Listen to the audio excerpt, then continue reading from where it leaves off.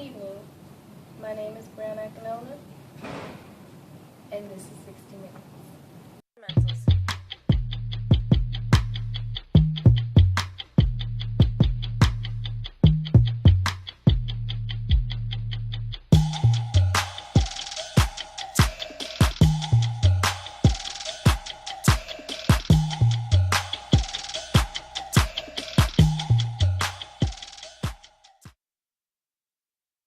In 1769, the King of England granted a charter to Dartmouth College, in which he gave the land to the school and outlined the purpose for the college. Much later, in 1816, the state legislature of New Hampshire passed a law that modified this charter and changed the college from a private to a public institution. The trustees of the college have filed suit and lost their case in state court and have now appealed the decision to the U.S. Supreme Court. Closing arguments are expected to be heard today. We are going inside the courtroom to take a look at the proceedings. Order! I put order in the court. Mr. Woodward, please have a seat. I have heard your objection and it is overruled. Mr. Webster, please proceed with your closing arguments. Thank you, Honorable Judge Marshall. If the court would permit, I have taken care to outline my points for the court's consideration.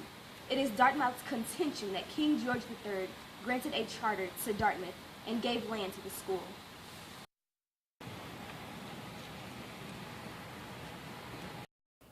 This college is a private entity founded in 1769 by Reverend Eliezer Willock, who used his own money and resources to finance this institution. It was his desire to educate the poor missionaries and poor illiterate Native Americans. Governor John Wentworth granted us a corporate charter which included both English and colonial board of trustees.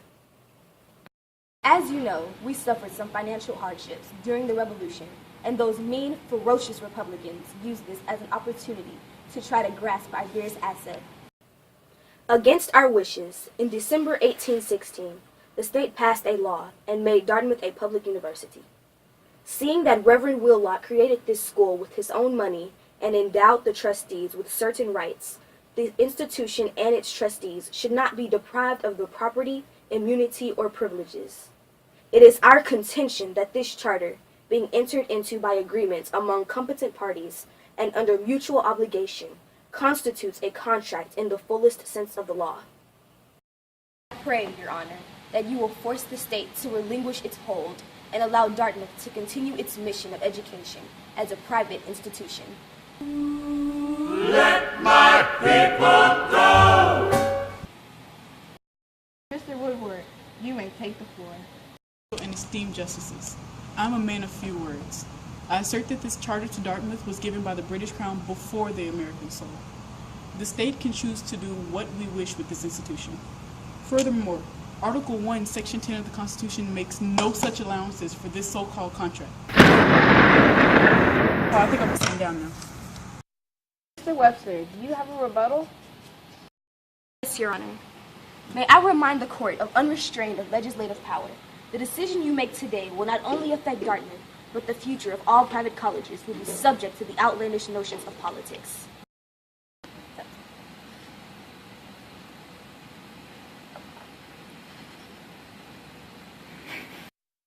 It is, sir, as I have said, a small college, and yet there are those who love it.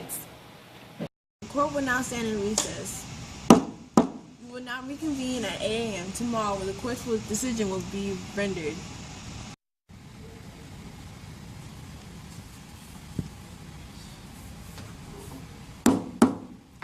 Today is March 10th of the year 1818.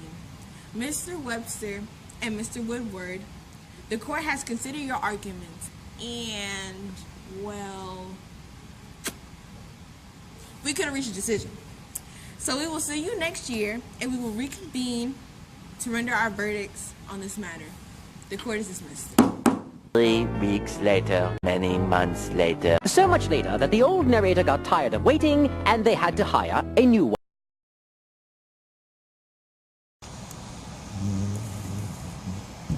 The Associate Justice and I have carefully considered the arguments of both parties. Mr. Wheelock and the college's trustees received a charter from the British Crown in return for their agreement to operate the schools under one term of the charter. This mutual obligation is a bias of a contract and thus falls within the protection of the contract clause. The opinion of the court is that the charter is a contract, the obligation of which cannot be impaired without violating the Constitution.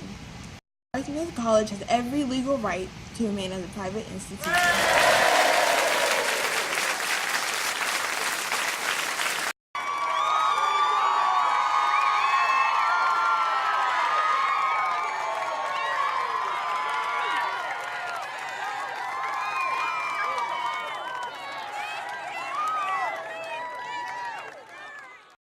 To one decision, the U.S. Supreme Court has ruled that Dartmouth will remain a private institution. Today, I have with me Associate Justice Broussard Washington. Justice Washington, what do you believe are the implications of the court? This has set a precedent. Vested property rights granted in a corporate charter fall within the scope of the contracts clause. That protects the property rights and the ability to acquire and dispose of property. Private charters are the contracts that are protected by the Constitution.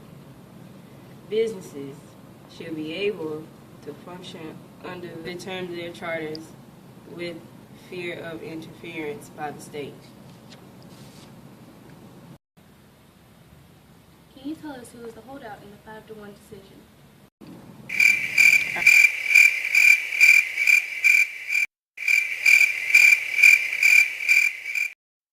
Will you care to comment on today's court decision? What? Will you care to comment on today's court decision?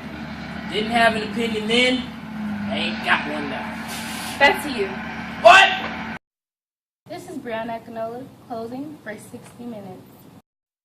Dartmouth College versus Woodward was the first case to recognize that a corporation is a person for legal purposes. It also establishes the principle that private characters are contracts that are protected by the Constitution. This protection led to economic endeavors and development.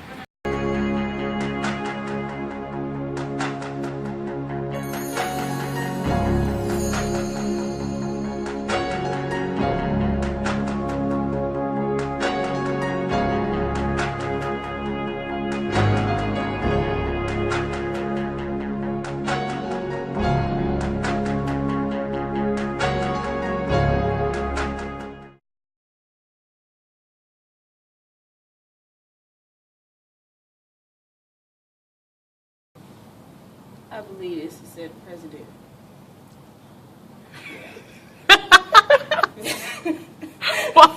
I was coming back. Yeah, man. Wait, you was like, I believe. Justice Devote, will you care to comment on today's courtroom decision? What? Will you care to comment on today's courtroom decision? What? Care to comment.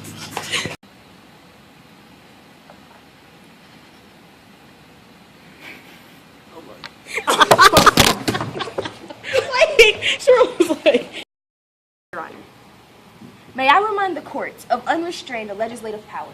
The decision you make today will not only affect Dartmouth, but the future of all private colleges will be subject to outlandish notions of politics. As you know, we suffered some. No, no.